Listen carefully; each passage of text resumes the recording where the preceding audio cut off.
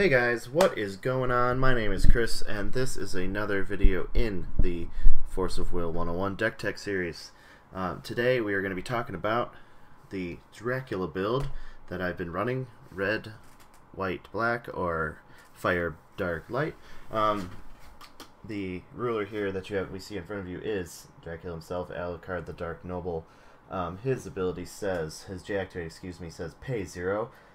You cannot play this ability if you don't control a vampire, resonator, and a resonator your opponent controls hasn't entered a graveyard this turn. It also says for his activate ability, target resonator gains -0, -300 until end of turn. So his activate is pretty conditional, but when you play the deck correctly, it's super easy to get him out.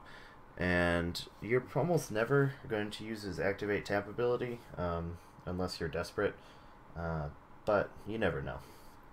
Let's look at his flip side real quick. Go over to Dracula, the demonic one. He has flying, and he also has imperishable.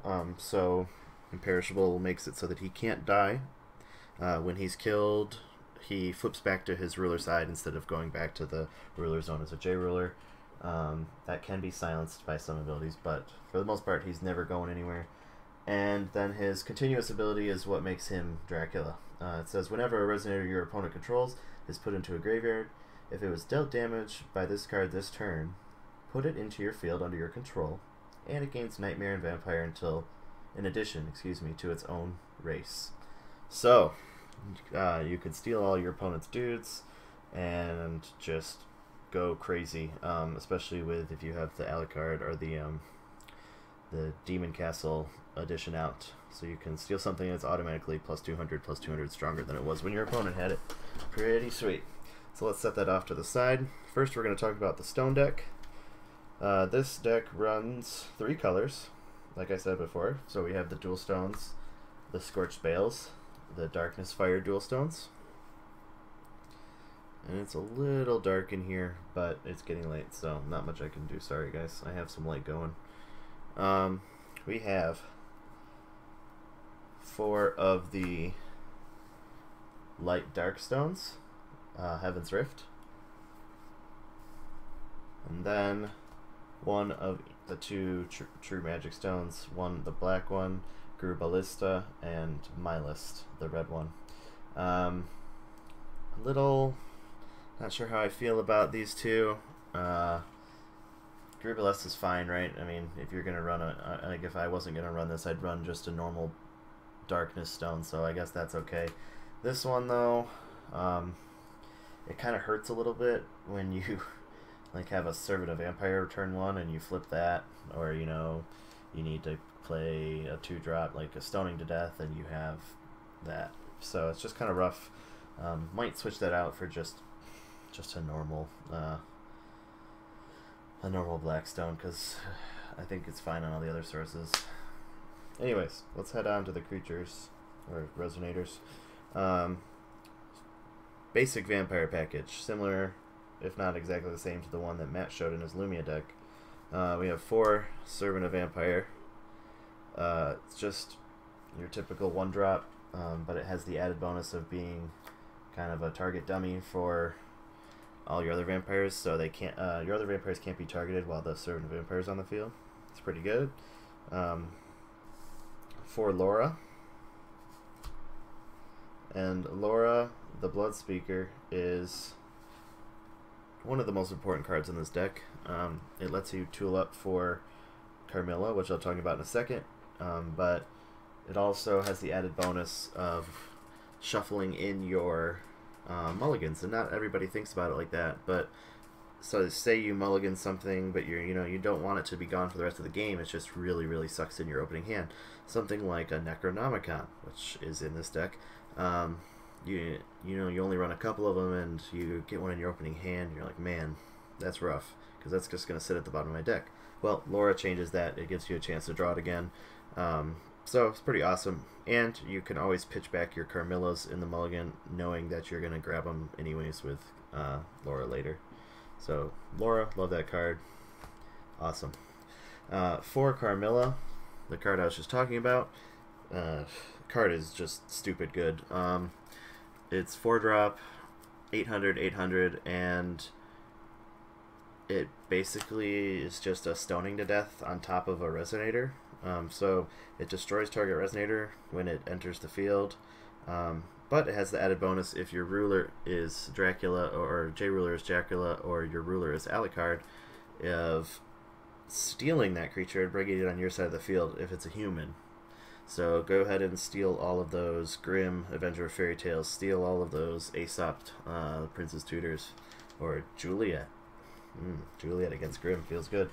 Alright, so put those out to the side. And the last creature, yes, this deck only runs 16 resonators for Cinderella, the Ashen Maiden. This card is just good. I mean, there's not really else to say. You might notice that I have not included Vampire Staff in this deck, and I have also not included Vampire Bat. I think this deck doesn't really need those. This deck is all about removing your opponent's stuff and making it your own. And Cinderella is good at removing your opponent's stuff. So it's another way to get out Dracula, because you know something has to die of your opponents for Dracula to flip. And her discard, or her banish a creature, a resonator ability, keep saying creature, banish a resonator ability allows you to just essentially do some really cool board wipes. Alright, so those are the resonators. Let's talk about the spells. It runs the standard removal package of 4 Stoning to Death and 4 Thunder. They're just, you know, there's not much to say, right? The cards are amazing. You love them, you hate playing against them, but you gotta have them, so there they are. After those, it's a little different. You do have the Dracula triggers that everybody who's played against the Dracula deck is familiar with. Duel of Truth allows you to target J resonators, so you can make Dracula duel something and potentially steal it, hopefully, if you're using Dracula. 2 of the Bloodsucking Impulse, which is just a better version of Duel of Truth, but a little more costly and a little more situational, because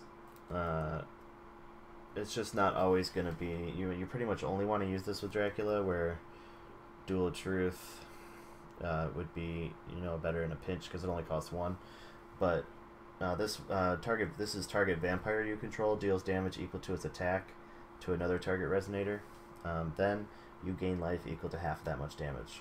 So it's still really good. Duel of Truth is also good for using stuff that you've stolen. Then comes the white spells, or light spells. 2 Breath of God. As Matt talked about briefly in his Lumia video, this card is just good because it's never dead. It says target J/resonator you control cannot be targeted by spells or abilities until end of turn, and then draw a card. You can pay 1. You can basically pay this for free. Pay a light and 1 colorless less, and that's what it costs. If the target is a saint.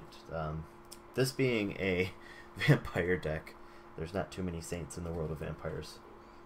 Saint Dracula. No, not quite. But it is just a really good card to protect Dracula if something crazy happens, like a silence. 2 Dream of Juliet. Why isn't this card in your main deck? It should be in everyone's main deck that's running light. It's just too good not to be. I know everybody side decks it for the addition removal, but it's never dead. I mean, and the blink, it's the blink ability if you're familiar with Magic, but the ability to remove a resonator from the game and then immediately bring it back is just giving something untargetable in the same sense. Like, it's just, it makes target spells and target abilities fizzle. It's just good. And then if it's, you know, you draw it at the end of the game, you could draw a card with it, cycle it out. It's not that big of a deal. 2 of main deck. And then 3 Slippers of Cinderella. I might cut this down to 2. I'm not sure yet, but right now it's at 3. And it's really good when you can equip Cinderella with it.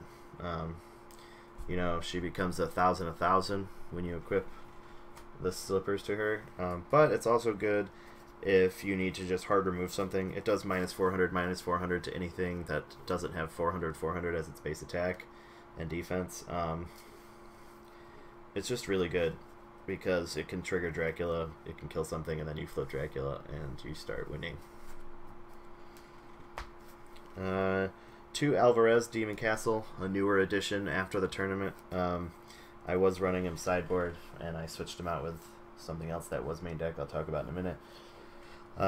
This card ended up doing a lot more work than I thought it would. It gives each vampire you control 200, and you can banish the card and pay 1 black to put a target vampire resonator from your graveyard into your hand. The 200 bonus is super nice, especially when you realize it targets, or it affects Dracula as well. 1200 Dracula, super good. And the last spells are 2 Necronomicon. Games can get a little crazy when you drop Necronomicon, and I think though that if you're running black and red and you have all those removal spells, Necronomicon's usually a pretty good idea. What's better than casting 4 Thunders? Casting 4 Thunders twice, you know, like you can essentially burn out your opponent in a pinch, and it's just really, really cool to be able to do things like that. You're not going to play it every game. It's not the win condition of this deck. Let me repeat that. It's not the win condition of this deck. I had a lot of people look at this deck and say, oh, Necronomicon, is that how you basically win? I'm like, no. It's just an added bonus. It's in there if you need it. You're not going to drop this card every game, but it's good to have in a pinch. Alright, so that is the main deck. It plays out pretty straightforward. You know, mulligans wise, you're going to want to search for the Loras and the Vampire Servants and the maybe a couple removal spells. You're going to want to pitch back stuff like Necronomicon. You're going to want to pitch back stuff like maybe some of the later game removal spells, like, or the other spells, like maybe like a Breath of God you don't want to hold on to because you're going to want to save it for Dracula. Pitch back Carmillas because you can just search for them with Lora. But there's not a ton of card variety in this deck, so you're pretty much almost always going to get at least most of what you need in your opening hand after the mulligan, so it's pretty good that way. Alright, let's look at side deck real quick before we wrap this up. I don't want to go too long. 2 Bloody Moon, side deck. This was originally in the main deck. I found myself sideboarding it out pretty much every match, so I switched it out with the Alvarez, and it's a lot better. This is a very situational card in this deck. I know in Lumia it's a little better, but in Vampires you're not always going to want to waste 3 mana / waste your entire turn getting rid of a stone when you'd rather just be hitting their face or controlling the board. 3 Realm of Pure Spirits. When your opponent has decided they're going to just target everything you have and prevent you from doing anything, this card is just good. Yeah, not what else to say about that. Let's see, 3 of the Emperor's New Clothes, or Emperor with New Clothes, excuse me. Just thought about Disney Emperor's New Groove for a second. Addition Hate is really important in side decks, pretty much in anywhere now, at least in our meta. You need the Addition Hate in your side deck, and that is the biggest of Addition Hate. Speaking of Addition Hate, we'll add an extra Dream of Juliet into the sideboard, and then kind of more spells you've seen before, just extras of. 1 more Bloodsucking Impulse, 1 more Breath of God, in case you just come into some situations where they're, you know, coming at you with certain things you need to switch out. Then we have the 4 Poison Apples. 4 Poison Apples are good as just a spell, but they're even better when you have Snow White in your sideboard. This is great. I love the Snow White sideboard simply because if you're playing a deck that's win-based against a deck that's win-based, you can probably guess that your opponent's going to sideboard into Christie as soon as they see Dracula. So this way, you can just counter that and make their Christie not good at all. I mean, they could still target some of your vampire stuff, but you're gonna be basically you're gonna beat that deck by just flipping Snow White as soon as you can and just winning. So it's really cool to have the Snow White there to kind of fake out your opponent. It's also awesome because this deck, the way it's built, looks like it's gonna side into Abdul with the Necronomicon and the Grubalesta in the stone deck. So your opponent might be thinking, okay, my opponent's going Abdul, and then they see Snow White. So changes their game plan, and it can get you that extra win.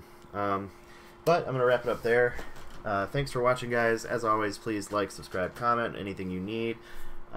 If you have an idea for a deck or that you would like to see featured on a deck tech or one of our live shows, please send us an email at ggforceofwill@gmail.com.